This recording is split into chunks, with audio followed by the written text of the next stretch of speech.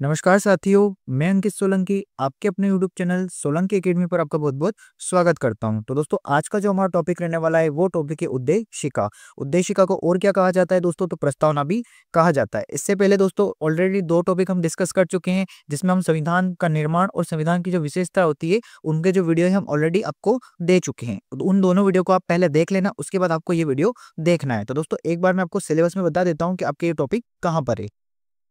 तो फ्रेंड्स ये आपके रेड L2 वाला जो एसएसटी उनका सिलेबस है, इसमें आपके टॉपिक कहाँ पर है? तो नीचे की तरफ जाएंगे तो हमें लिखा यहाँ पर लिखा है भारतीय संविधान एवं लोकतंत्र। यहाँ पर हमें दिख रहा है भारतीय संविधान एवं लोकतंत्र। संविधान का निर्माण हम कर चुके हैं, विशेषताएं कर चुके हैं। आज जो टॉपिक रहने वाला है हमारा उद्देश्य का हमारा टॉपिक रहने वाला है।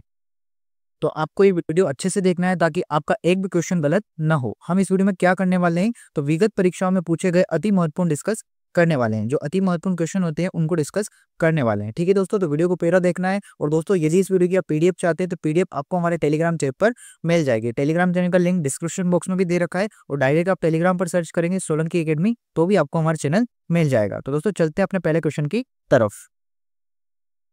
तो फ्रेंड्स पहला क्वेश्चन आपको दे रखा है कि भारतीय संविधान की जो प्रस्तावना है वो किस वाक्यांश के साथ शुरू होती है वो आपको बताना है। ये क्वेश्चन आपके सीईटी 2024 अभी जो लेटेस्ट एग्जाम हुआ था उसमें क्वेश्चन पूछा गया था। पहले आपका दे रखा है कि प्रभु के नाम के साथ, बी दे रखा है प्रभु संपन्न समाजवादी के साथ, सी दे रखा है भारत के सभी नागरिकों की सुरक्षा के साथ और डी दे रखा है हम भारत के लोगों के साथ। तो दोस्तों भारतीय प्रस्तावना जो शुरू होती है या उद्देशिका जो शुरू होती है वो आपके हम भारत के लोगों के साथ शुरू होती है। तो इसका करेक्ट आंसर क्या हो जाएगा? डी इसका करेक्ट आंसर हो जाएगा। और दोस्तों मैंने पूरी उद्देशिका जितनी भी पूरी उद्देशिका होती है हम भारत के लोग वो पूरी मैंने टेलीग्राम पर डाल दी है, तो वहां से भी आप उसको देख सकते हैं। ओके नेक्स्ट क्वेश्चन देखते हैं। अगला क्वेश्चन फ्रेंड्स दे रखा है कि निम्नलिखित में किस वाद में यह कहा गया था कि प्रस्तावना भारतीय संविधान का अंग नहीं है।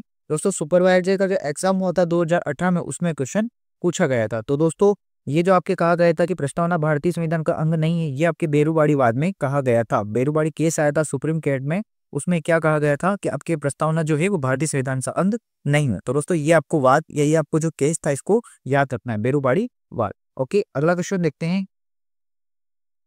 नेक्स्ट क्वेश्चन आपसे पूछा गया है कि निम्नलिखित में से कौन सा मौलिक अधिकार नागरिकों एवं गैर नागरिकों को दोनों के लिए उपलब्ध होता है।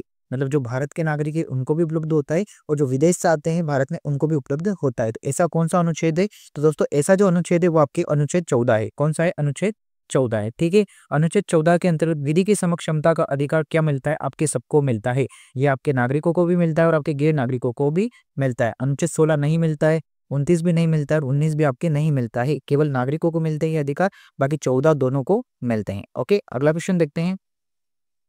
नेक्स्ट क्वेश्चन आपसे पूछा गया है कि निम्नलिखित में से कौन सा कथन सही है वो आपको बताना है। प्रस्तावना को संसद द्वारा केवल एक वस्तुनिष्ठ प्रस्ताव द्वारा संशोधित किया जा सकता है? तो नहीं किया जा सकता है। प्रस्तावना संविधान का हिस्सा है और मूल संरचना के अलावा संशोधित किया जा सकता है। इसका करेक्ट आंसर क्या हो जाएगा दोस्तों? बी इसका करेक्ट आंसर हो जाएगा, क्योंकि प्रस्तावना संविधान का हिस्सा है और मूल संरचना के अलावा संशोधित भी क्या किया जा सकता है? इसे किया जा सकता है। अगर आपसे पूछे कि क्या प्रस्तावना संविधान का अंग है तो बिल्कुल है। क्या इसे संशोधित किया जा सकता है? तो बिल्कुल किया जा सकता है। ओके अगला क्वेश्चन देखते हैं। नेक्स्ट आपसे पूछा गया है कि संविधान की अधिनियमित के समय निम्नलिखित में से कौन सा आदर्श प्रस्तावना में शामिल नहीं किया गया था।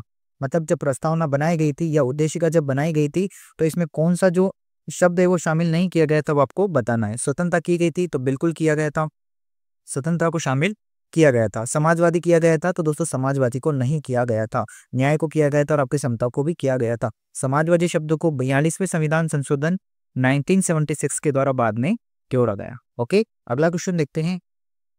छठा क्वेश्चन आपसे पूछा गया है कि किस मामले में उच्चतम न्यायालय ने यह धारण किया कि प्रस्तावना संविधान का भाग नहीं है। तो कब किया गया था? तो अभी मैंने आपको क्वेश्चन का आंसर बताया था कब किया गया था। तो बेरूबाड़ी जो यूनियन वाद हुआ था उसमें ये किया गया था, लेकिन ये अगले दूसरे एग्जाम में पूछा गया था। पहले दूसरे एग्जाम में पूछा गया था, ये जो पूछा गया था आपके जूनियर लॉ वाले एग्जाम में पूछा गया था। तो देख सकते हैं दोस्तों ये क्वेश्चन कितने इंपॉर्टेंट होते हैं जो बार बार एग्जाम में पूछे जाते हैं। ओके नेक्स्ट क्वेश्चन देखते हैं। क्वेश्चन आपसे पूछा गया है कि संविधान के उद्देशिका के संबंध में विभिन्न मतों के विद्वानों के द्वारा मत दिए गए हैं। आपको बताना है कि कौन सा मत निम्नलिखित में से क्या है गलत है। राजनीतिक कुंडली किसने कहा है? के एम मुंशी ने कहा है, बिल्कुल करेक्ट है। संविधान की कुंजी किसने कहा है? प्रस्तावना को अर्नेस्ट बारकर ने कहा है, बिल्कुल करेक्ट है। संविधान की आत्मा किसने कहा है? तो ठाकुरदास भार्गव ने कहा है, ये भी बिल्कुल करेक्ट है। लेकिन संविधान का सार जो है वो महात्मा गांधी ने नहीं कहा है, ये भी करेक्ट है, ये भी करेक्ट है और आपके ये भी तीनों करेक्ट है। और दोस्तों अगर आपसे पूछे कि संविधान की आत्मा और किसने कहा है, तो ये जवाहरलाल नेहरू ने भी कहा है। ठीक है, ये भी आपको ध्यान रखना है। पूरे अगर आपसे पूछे आर्टिकल 32 को संविधान की आत्मा किसने कहा है, तो ये दोस्तों बी.आर. अम्बेडकर के द्वारा कहा गया है। किसने कहा है? बी.आर. अम्बेडकर ने कहा है। तो ये भी आपको ध्यान रखना है। अगला क्वेश्चन देखते हैं। नेक्स्ट आपसे पूछा गया है कि भारत की संविधान की प्रस्तावना के अनुसार निम्नलिखित में से कौन सा शब्द शामिल नहीं है? कौन से शब्द शामिल नहीं है? समानता का दोस्तों शब्द शामिल नहीं है, ये शब्द शामिल नहीं है।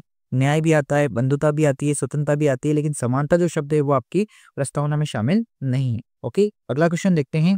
ये क्वेश्चन अभी 2022 में जो एग्जाम हुआ था, मतलब एग्जाम 2023 में हुआ था, लेकिन एग्जाम कब का था? 2022 का था। आपके ईरो आरओ का उसमें ये पूछा गया था। अगला देखते हैं।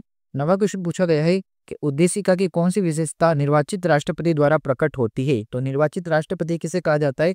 दोस्तों जब भी गणतंत्र शब्द आए तो इसका मतलब आप समझ लीजिए कि देश का जो प्रमुख होगा वो कैसा होगा?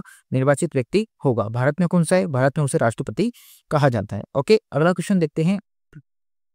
10वां क्वेश्चन पूछा गया है कि भारत के संविधान की प्रस्तावना में कौन सी विशेषता नहीं है वो आपको बतानी है। पंथ निरपेक्षता है तो बिल्कुल है। संघीय शासन है? नहीं, संघीय शासन नहीं है। ठीक है, संघीय शासन आपके नहीं आता है। उसके बाद आपके राजनीतिक न्याय आता है, बिल्कुल आता है। प्रतिष्ठा की समानता आती है, बिल्कुल आती है। पंथ निरपेक्ष भी आता है, लेकिन संघीय समानता आपके शासन आपके नहीं आता है। ये बात आपको ध्यान रखना। ओके, तो इसका करेक्ट आंसर क्या हो जाएगा? 20 का करेक्ट आंसर हो जाएगा। दोस्तों देख सकते हैं कि रीट का जो 2022 का एग्जाम हुआ था उसमें क्वेश्चन पूछा गया था। ओके, अगला क्वेश्चन देखते हैं। 11वां क्वेश्चन आपसे पूछा गया है कि भारत के संविधान की उद्देशिका में वर्णित शब्दों का सही अनुक्रम क्या है? मतलब जब हम प्रस्तावना जब बोलते हैं कि हम भारत के लोग भारत को एक संपूर्ण प्रभुत्व संपन्न देश बनाएंगे, तो इस प्रकार की बोलते हैं, उसमें सही लाइन क्या है वो आपको बताना है। दोस्तों आपके सही लाइन जो है वो है आपके न्याय। पहले न्याय आता है, फिर स्वतंत्रता आती है, फिर समता आती है, फिर क्या आती है? आपकी बद्धता आती है। तो इस तरह से आपको क्रम भी दोस्तों याद रखना है। ठीक है, क्रम को भी आपको याद रखना है। पहले न्याय आती है, फिर स्वतंत्रता आती है, फिर समता होती है, फिर क्या आती है? बंधुता आती है। ओके, अगला क्वेश्चन देखते हैं।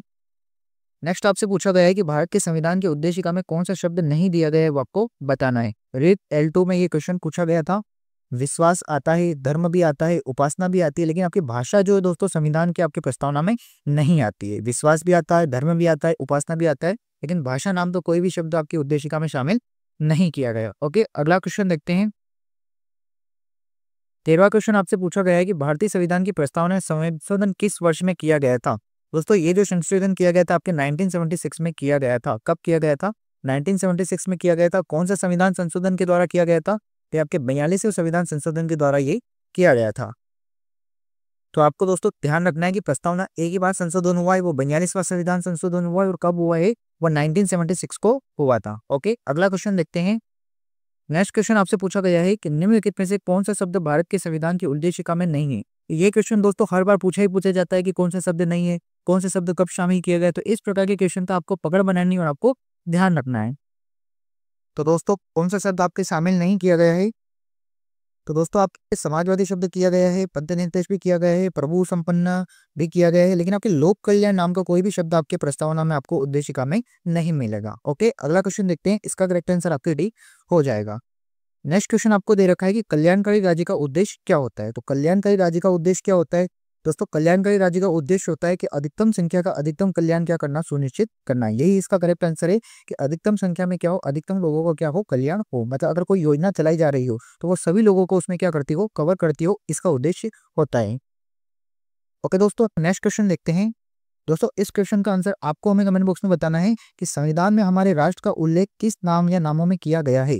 भारत तथा इंडिया में, केवल भारत में, हिंदुस्तान तथा इंडिया में, या भारत, हिंदुस्तान तथा इंडिया में? तो दोस्तों आपको बताना है कि हमारे जो राष्ट्र का उल्लेख किया गया है प्रस्तावना में या उद्देशिका में, वो किस नाम से किया गया है वो आपको बताना है। ठीक है, तो इस क्वेश्चन का आंसर आपको कमेंट बॉक्स में जरूर आंसर देना है। ये दोस्तों यदि ये वीडियो अच्छा लगता है आपको तो हमें कमेंट बॉक्स में जरूर बताएं। इसी तरह से आपके L2 जो है आपके SST की सीरीज चलती रहेगी और हम आपको पूरा संविधान कवर करवा देंगे और आपको टेंशन लेने की जरूरत नहीं है। दोस्तों ऐसे के ऐसे डायरेक्ट क्वेश्चन आपके छपने वाले हैं। तो दोस्तों अगर वीडियो अच्छा लगा हो तो इसे लाइक करना, आगे भी ऐसे वीडियोस चाहते हैं तो हमारे चैनल को सब्सक्राइब जरूर करना। तो दोस्तों मिलते हैं अगले वीडियो में, तब तक के लिए जय हिंद।